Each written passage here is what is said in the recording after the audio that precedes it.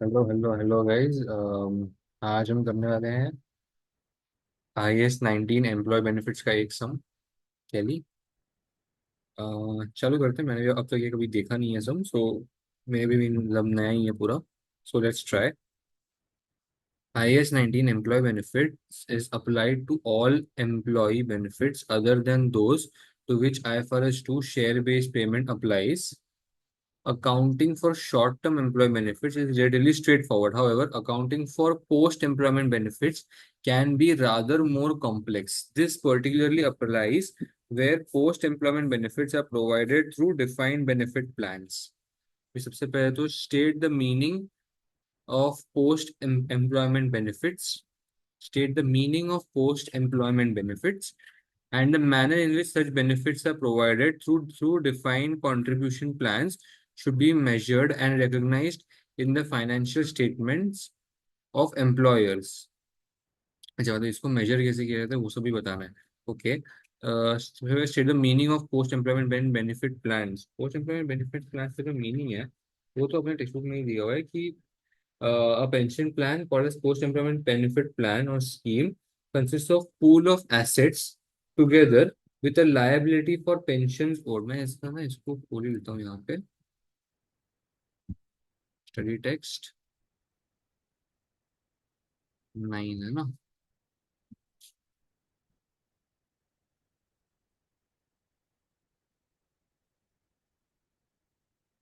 ये रहा। तो ये pension post post employment benefits, ये रहा पोस्ट एम्प्लॉयमेंट बेनिफिट प्लान्स। तो इस पोस्ट एम्प्लॉयमेंट बेनिफिट प्लान्स के अंदर क्या आता है? पहले तो दो चीजें आती है, provided to defined contribution plans or defined benefit plans. Now, what is the difference between ये अपने defined benefit plans and defined contribution plans? Defined contribution plans में हमको पता होता है कि हमें कितने नंबर ऑफ शेयर्स देने हैं और या कितने नंबर ऑफ बेनिफिट्स उनको देने हैं। मतलब हम यहाँ पे कोई गारंटी नहीं करते उनको कि हम आपको इतना 3 लाख देंगे, 4 लाख का बेनिफिट देंगे ही देंगे। एक fixed amount, we always post a fixed amount into the benefit plan of the employee, benefit pension scheme of the employee, and at the period when he gets that pension, he gets that he gets whatever we have contributed. However, in in defined in defined benefit plan, what happens is हमने उसको एक वादा दिया होता है कि हम we will give you 4 lakh rupees, so we are obliged to pay him 4 lakh rupees irrespective of how much we have paid him before। और हमने उसे 2,80,000 भी पहले दिया हुआ है तो भी अभी अपने को उसको और ऊपर का 1,20,000 देना ही है। Like that's the thing. And how it should be measured and recognized in the financial statements of the employers. So it should be recognized as a liability on the balance, on the SOFP, which is Statement of Financial Positions. So that's how we should recognize it। Sir आगे अपन बताएंगे। ये देखो ये रहा meaning. Post employment benefits are employee benefits other than termination benefits and short term employee benefits that are payable after completion of employment। Post employment benefits ना, तो after completion of the employment, ये कहीं काफी basic सा वो अपना मोटा answer.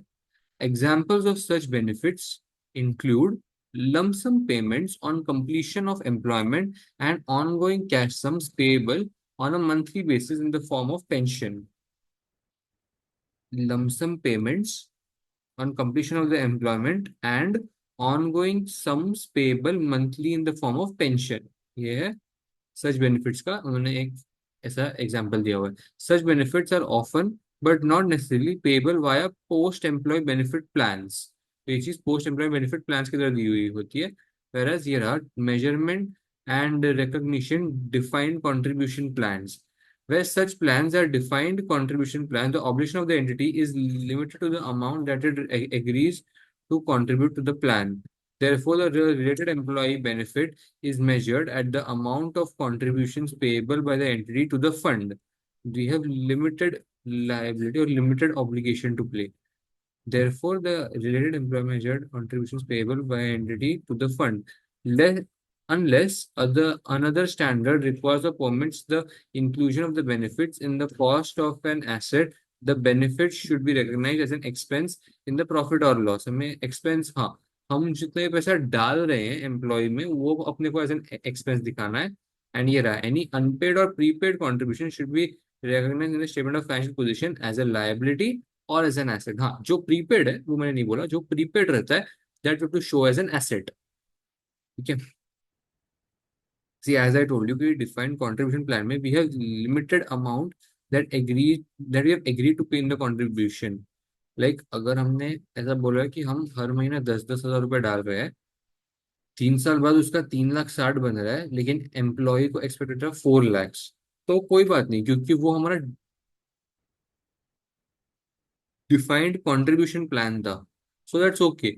लेकिन अगर वही चीज डिफाइंड बेनिफिट प्लान होता, तो हमने एज एन एम्प्लॉयर कुछ वादा किया होगा एम्प्लॉय से कि हम 4 लाख रुपए तो मिनिमम मिनिमम डालेंगे ही डालेंगे। तो even if over the 3 years हमने 10-10 हज़ार रुपए डाल के 3,60,000 डाला हुआ है, वी हैव टू पे those 40,000 extra also. But contribution में वैसा नहीं है। आगे, explain why accounting for defined benefit plans is more complex than accounting for defined contribution plan in the statement of in the financial statement of employers, where post-employment benefits are provided via defined benefit plans. The basis of measuring the benefit payable differs from defined contribution plan. ये जितना अपने को basic पता है उतना हमने बताया कि the basis of measuring the benefit payable differs from defined contribution plan. दोनों में डिफरेंस तो है ऐसा। The benefit is typically based on the length of service. The benefit is typically based on the length of service and the final salary of the former employer.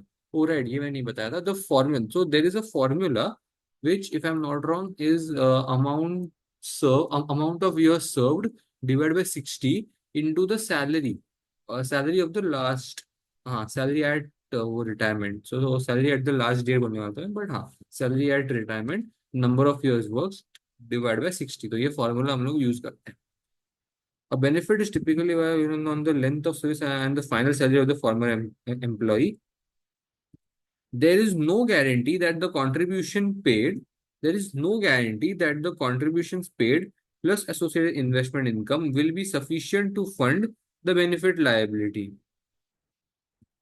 In the sense कि अगर हम जो contribution करे जा रहे हैं, जैसे कि मैंने बोला, वो 10-10 हज़ार ही है, तो इसमें कोई गारंटी नहीं है कि जो हमने उनको वादा किया था 4-4 लाख का, कि उतने का उतना 3 साल में हो जाएगा। लेकिन अब ये देखो, in such circumstances the contributing entity has a legal और constructive obligation to provide additional resources. मतलब जो जो 3,60,000 और 4 लाख में जो आ रहा था difference, which was 40,000, now it is a legal or constructive obligation to pay those 40,000 to the plan to ensure that the benefit can be paid. In addition, these benefits are often payable on a regular basis until the death of the employee. Therefore, measuring the cost of the benefit, therefore measuring the cost of the benefit to the contributing entity is more complex. बस इतना ही मैंने बोला। Explain the amounts that should be included in the financial statements of employers' defined benefit plans. Define the amounts that should be included in the financial statements. कौन से amount जो financial statements में include होनी चाहिए of the employer. तो as employer is making a contribution, एक तो liability show होनी चाहिए, how much pension we have to contribute further, या defined benefit plan you have to contribute further. वो एक बार हो गया, तो हमने कितना एक्सपेंस दिखाया हुआ है पीएनएल में वो भी हमको एक बार शो करना है। अगर हमने कोई एडवांस में पे किया हुआ है तो हमें उसको एज एन एसेट भी शो करना है। आई डोंट थिंक उसके अलावा कुछ होना चाहिए, एक बार चेक कर लेते हैं।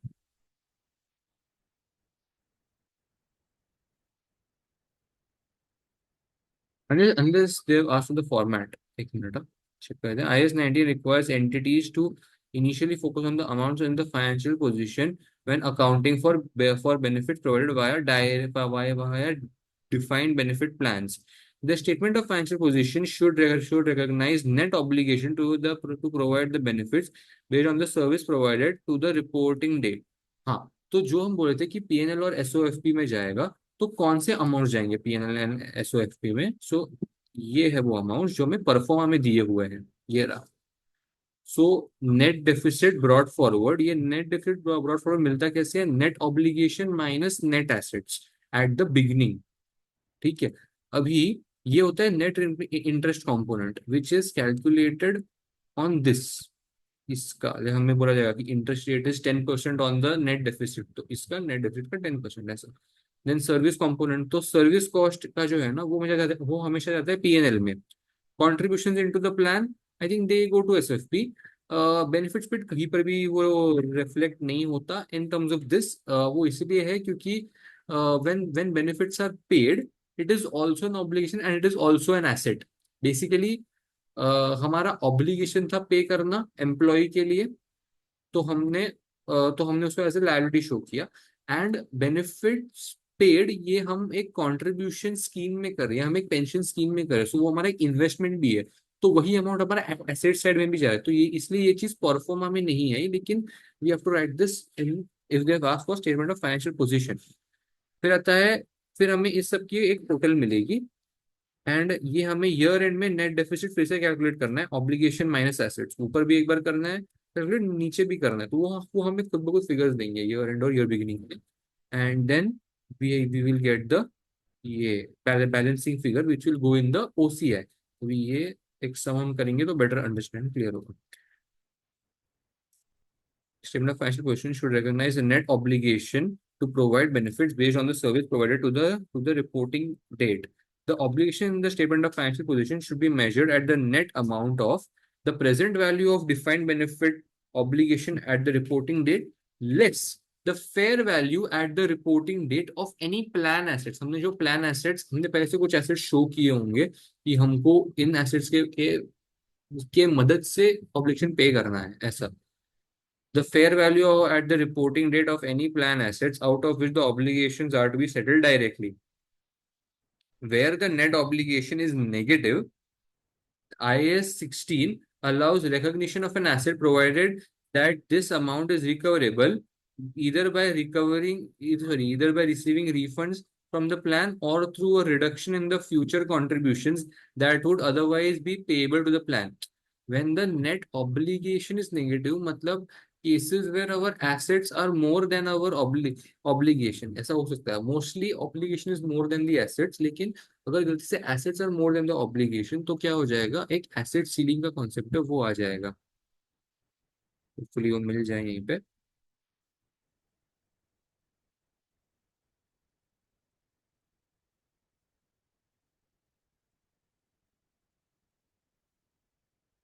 नहीं यहाँ पे नहीं मिल रहा। यही बता, asset ceiling. So most defined benefit pension plans are in deficit. That is, obligation exceeds the plan assets. However, there are some defined benefit pension plans can show a surplus. अभी जब जब वो सरप्लस शो करता है उस time पे हमारा negative balance आएगा, क्योंकि हम लोग basically in normal proforma we show a positive balance if obligation is मोर।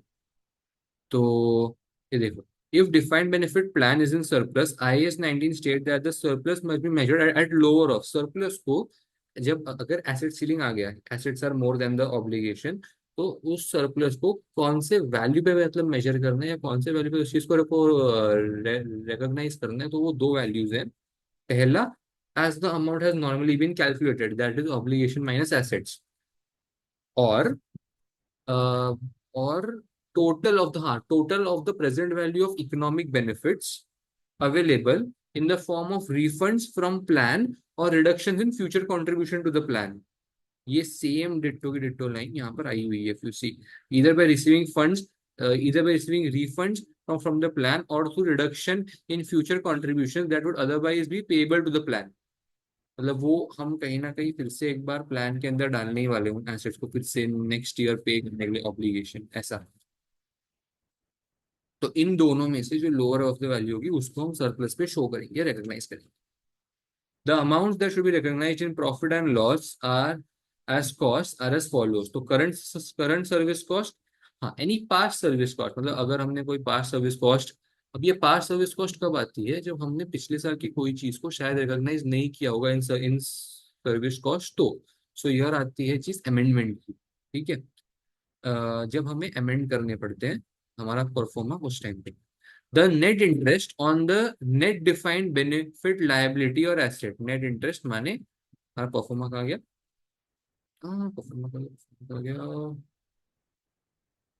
ये रहा ये नेट इंटरेस्ट कंपोनेंट। तो ये चीज जाएगी पीएनएल में, ये भी चीज जाएगी पीएनएल में।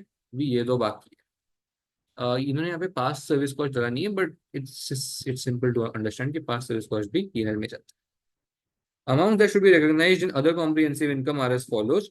Remeasurement of net defined liability और एसेट्स, तो ये चीज भी जो है जाएगी अपने ओसीआई में। Remeasurement comprises of any actual gains or losses and the return of the plan assets, excluding any amounts included in the net interest on the net defined benefit liability or asset that has been included in profit or loss। तो ये हमारा है which should be included in the financial statements। तो ये रहे वो सारे amounts। If we want we can also write contributions into the plan और वो सब। इससे मैं यहाँ पे बता देता हूँ ये contributions are in cash payments paid by the employer into the plan during the reporting period। Contributions cause no impact in the statement of profit or loss। ये देखो contributions cause no impact in the statement of profit or loss in other comprehensive income। If we want हम ऐसा बोल सकते हैं कि जो access का जो कंट्रीब्यूशन है दैट विल गो टू एसओएफपी, या फिर जो लेस कंट्रीब्यूशन लाइक हमने कोई ऑब्लिगेशन अब तक पे नहीं किया है तो वो जाएगा एज आउटस्टैंडिंग इन लायबिलिटी। ये रहा बेनिफिट। मैं जो बेनिफिट का बोल रहा था ना ये वो है। Benefits paid are the amounts paid in out of the plan assets to the retired employees during the period. These payments reduce both the plan obligation and the plan assets. Therefore, benefits cause no overall impact on the net pension deficit। इसका कोई overall impact नहीं आता, इसके लिए हम लोग इस चीज को परफॉर्मा में नील ही बताते हैं। हम हमेशा डैश करके ही बताते हैं। ठीक है। हाँ अभी आता है ये financial extract. Now we have to solve this sum. Kelly provides the post employment benefits to its employees through a defined benefit plan। The following data relates to the plan। So let's start।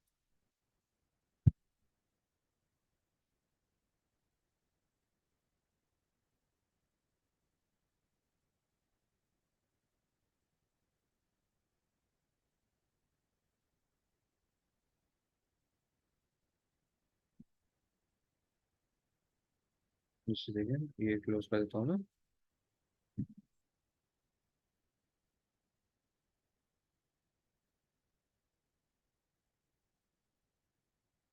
Present value of obligation eight the beginning of the period.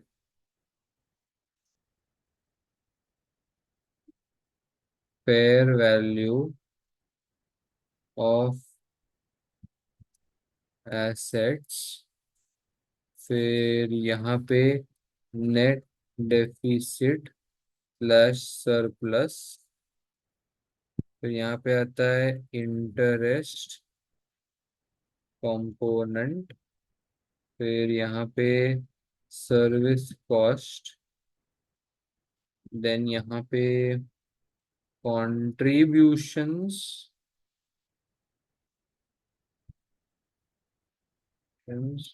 Paid into the plan, benefits paid.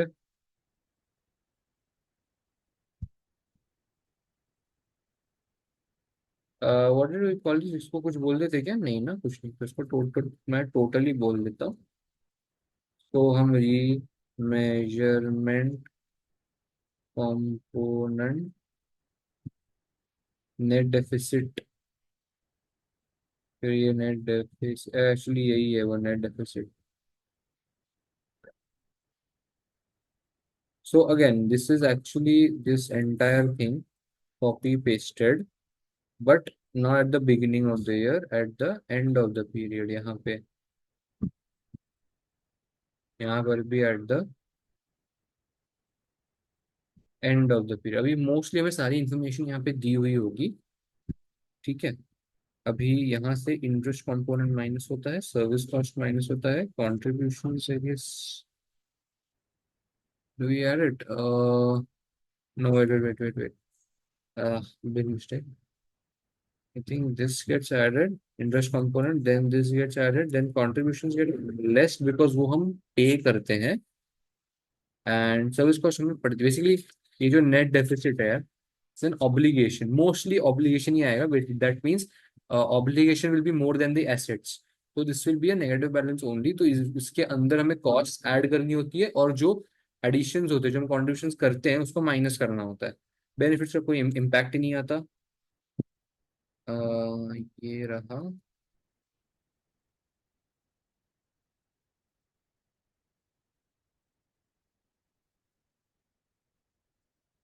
अरे क्या हो गया? Now let's do one, इसको इससे minus कर लेता हूँ। Let's check, अभी सम सॉल्व करके देखते हैं। Present value eight the year of obligation eight the year and, तो एट द ईयर एंड तो इसका हो गया 36,000, इसका हो गया fair value of plan assets 31,000। हाँ, यहाँ पे मैंने ईयर अच्छे से नहीं लिखा, तो मैं ईयर लिख देता हूँ। 2000 और 2019 है, ये बच गया 2000, इसको मैं 18 लिख देता हूँ, 2019 में इसको लिख देता हूँ। आई एम प्रिटी श्योर मैं कोई मिस्टेक कर, मैं कोई ना यहाँ पे लिखने बाद में मिस्टेक करने वाला हूँ, मेरे को लग रहा है। But just for my better understanding मैंने इसको ऐसे लिखा हुआ है कि 18 पहले देन 19।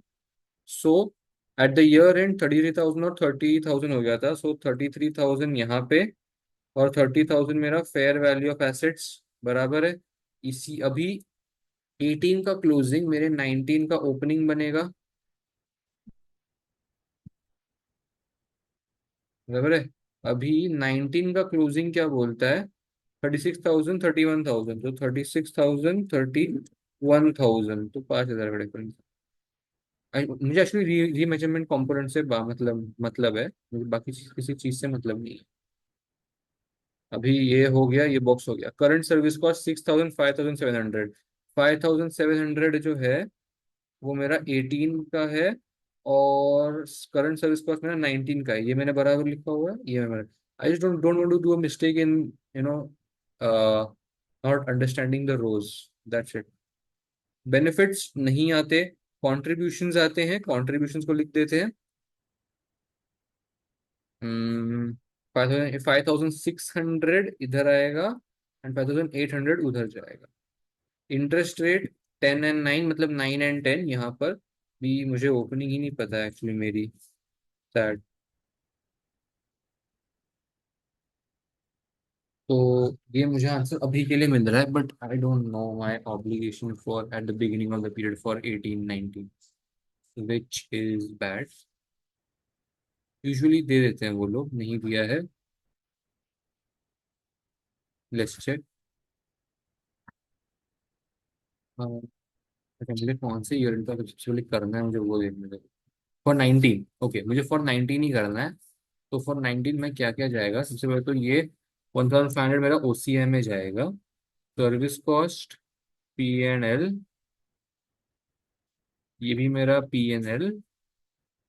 अभी कॉन्ट्रीब्यूशन पेड एक्सेस या कुछ हमें उसका इन्फॉर्मेशन दिया नहीं है, so not to bother with that. ठीक है, अब देखते हैं 19 पे देखते हैं। 1,500,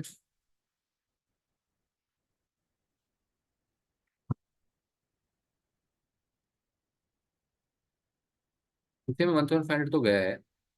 ये में 6,300 गया है, हाँ 6,300, ये रहा 300 प्लस 6,000, 6,300 P&L में 1,500 इधर। कैश हमने दिया है कंट्रीब्यूशन, हाँ ये रहा कंट्रीब्यूशन का cash 5,800 which we have made, and net liability they have shown 2,000 ही, राइट। अच्छा वी, अच्छा हाँ, more to pay. This is P&L 6,300 गया, अदर कंपनी से इनकम में 1,500 गया, तो ये जर्नल एंट्री में एक्चुअली वॉज नॉट रिक्वायर्ड, ये इनमें खुद ने बोला है not required but included for completeness करके। ठीक है, ने इतना तो मिल गया था कि P&L में 6,300 जाएगा। ठीक है, अभी contributions made, what is contributions paid, कि हमने पैसा दिया, राइट। सो कैश क्रेडिट किया इन्होंने क्योंकि पैसा जा रहा है. And 2000 net liability which is the differential amount actually. They have shown 5000 minus 3000 which is this. But it is actually the balancing figure I think so इतना ही है. That's the basic. ठीक है. So thank you for watching. Bye.